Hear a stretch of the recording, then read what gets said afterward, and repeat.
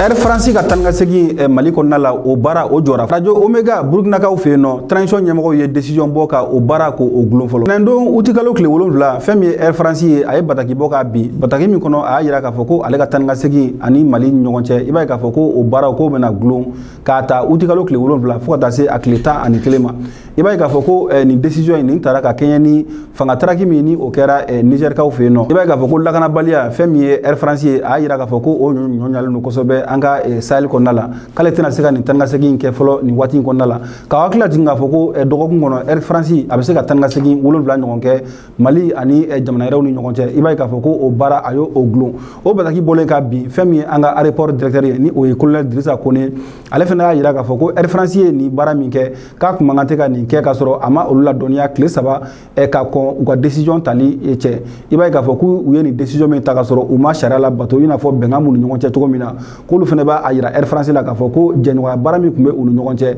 ko olu fana ye o gulon i b'a ye k'a fɔ ko wa ko Air France a ka baara min ni a tun b'o kɛ Mali kɔnɔ yan nɔ tan ka segin na i b'a ye k'a fɔ k'o bɛ se ka ta ka di compagnie yɛrɛ ma walasa u ka se ka Air France u ka se ka o jɔyɔrɔ fa an ka jamana kɔnɔ yan nɔ radio Omega Burkina kaw fe nɔ i b'a ye k'a fɔ ko transition ɲɛmɔgɔw ye a yira k'a fɔ k'olu ka baara ko o bɛna gulon fɔlɔ o décision in ma ta dɔwɛrɛ fɛ i b'a ye k'a fɔ ko radio Omega fɛn min ye alamisa don ye utikalo tile 10 a ye kuma di maa dɔ ma n'o tɔgɔ ye ko Ousmane Abdul Mumuni ni ale ye fɛn min ye Niger kaw fe nɔ olu ka wulikajɔ jɛkulu dɔw ye minnu b'a la k'a fɔ k'u bɛ fɛ ko jɛmu fanga n'o ye démocratie ye k'u ka segin ka na Niger kɔnɔna la i b'a ye k'a fɔ ko Burkina ɲɛmɔgɔw y'a yira k'a fɔ ko ni maa min ni kuma dira ma ko maa wɛrɛ tɛ maa min a ye nɛnini ani dɔgɔyama caman ta ka ɲɛsin Niger fintilaka minnu ye fanga taraki yen nɔ ko a ka lase kɔnɔna la radio Omega la k'a ye o waleya caman ta ka ɲɛsin sɔrɔsiw ma Niger yen nɔ i b'a ye k'a fɔ ko jɛkulu min fana sigilen don k'a fɔ ko Mumini ni a bɛ ka kuma o tɔgɔya la k'a fɔ ko u bɛ ka fini don u kana fini min ni o ye jɛmu fanga ye